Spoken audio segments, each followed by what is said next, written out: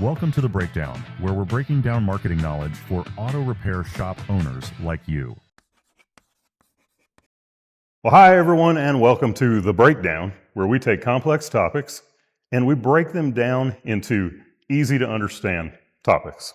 And today we are going to be talking about marketing a Euro shop versus a general auto repair shop. Now, we're talking about marketing a Euro shop. All of the examples I'm giving here are Euro shop, but the principles work for really marketing a specialty shop versus a general repair shop. But we're going to get into the specifics of a Euro shop.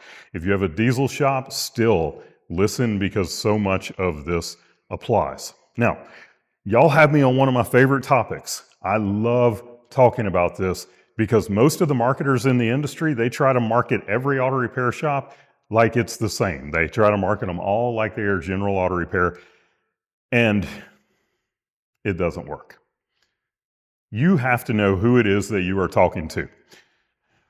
There was a study that was done, very interesting study. They took 3 different classes of people. We'll call them the working class, or we could refer to them as the poor. That's the way that they referred to them in the study. So they referred to them as the poor, the middle class, and the upper class, or the wealthy. And they did a study that revolved around food. And it's very interesting. Okay, if the poor hosted dinner at their home, what they found was that the host would ask, "Did you get enough?"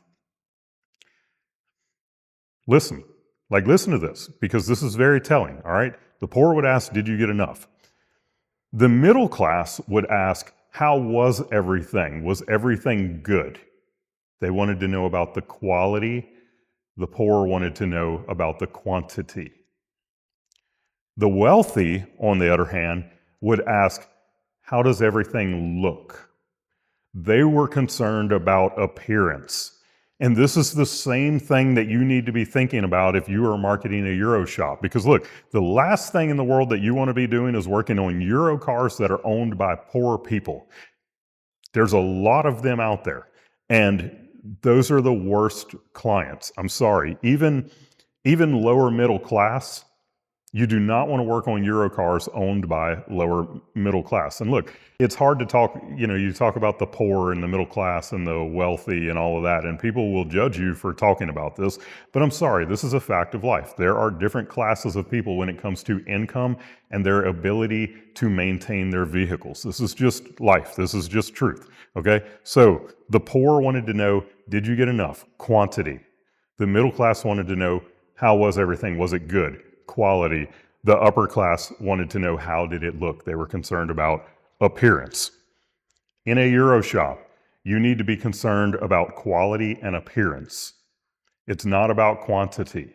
If you have a customer who's coming in and they're wanting to know about quantity, they are not your customer. Whereas a general repair shop, you are going to have no choice but to work with people who are concerned about the quantity of money that they are going to have to give you for the quantity of work that they are going to get done on their vehicles. So your Euro shop, upper, middle. That means for you, your shop needs to be incredibly clean. It needs to look great, okay? It has to have an upscale feel. And I'm telling you, it has to. I understand. There are many Euro shops out there that look like this is the place where they come to die. I'll never forget.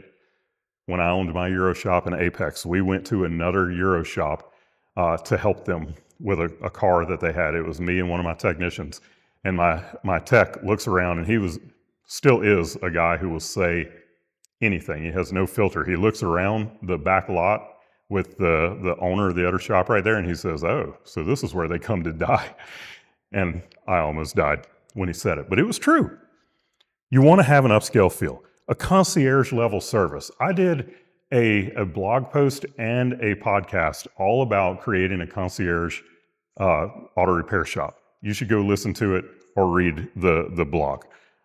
Professional staff. In my shop, Peak Automotive, we were a Euro shop. My service advisor, Michael, who is our marketing service advisor now, if you call, if you will have a discovery call with Shop Marketing Pros, you'll probably talk to Michael. He's our marketing service advisor.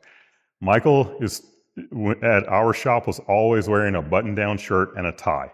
And we got more comments about the way that our service advisors were dressed. Can't understate that, all right? And then coupons and discounts, they can be used, but that's not what the customers that you are looking for at a high-end Euro shop are after. They're after the highest quality service. They're after that concierge experience. In that case, I would skip the coupons and discounts. I'm not an anti-coupon person. For this generalist shop, coupons can be a very effective way to get new people in the door. For the Euro shop, no. All right. The next thing that's different is the way that people search. We have here same tools, different audience, different message. Same tools being Google, or now in 2025, ChatGPT, Grok, Gemini. People are going to AI and saying, what's the best auto repair shop in this area? What's the best shop to take my Mercedes to in this area? All of this matters, okay? In a general shop, or generalist auto repair shop, people are searching terms like auto repair near me, mechanic near me, check engine light, all right? At a Euro shop, most European car owners, they don't search like this, okay? Brand terms matter. Clients think their cars are special and they search like it, okay? If they are driving something that they think is special, if you're driving a Mercedes, a BMW, Volkswagen, Audi, Porsche, especially if you get into the exotics, Lamborghini, Bugatti, stuff like that, people don't search for mechanic near me, all right? I'm sorry, if I have a nice Mercedes, I'm not just gonna search for mechanic near me. I am searching for Mercedes mechanic. If I have an Audi, I'm searching for Audi A4 timing belt. I don't know. I don't remember. I was a Mercedes tech. They're searching for Audi A4 timing chain or belt replacement. If they have a Porsche, even for something like an oil change, people are not bringing their 911 Turbo S into Jiffy Lube to have the oil changed. If they do, they're an idiot. All right. They're looking for somebody who knows that car inside and out. So know your audience. All right. Search terms. Just talked about this. Brand terms matter. Same thing with diesel. Somebody's got a Power Stroke diesel. They're not searching for mechanic near me. They are searching for Power Stroke mechanic near me. They're at the least searching for diesel mechanic near me, which gets really tricky because what they find is usually not what they're looking for when they're searching like that.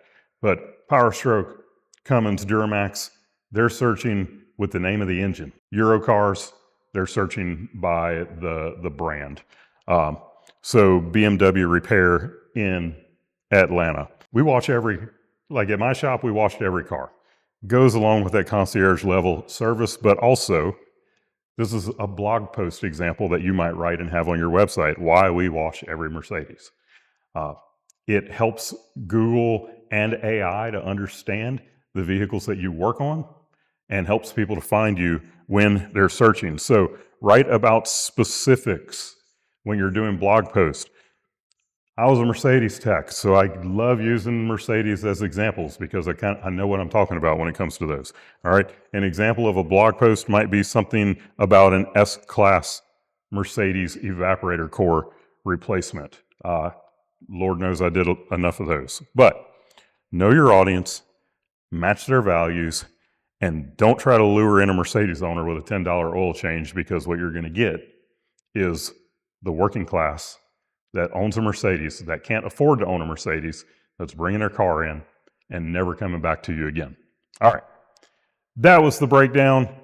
Marketing is not a one-size-fits-all. Remember that. I hope this helped. If you have any questions, comment on the video, shoot us an email, give us a call. shopmarketingpros.com. Remember, in whatever you do, be a pro.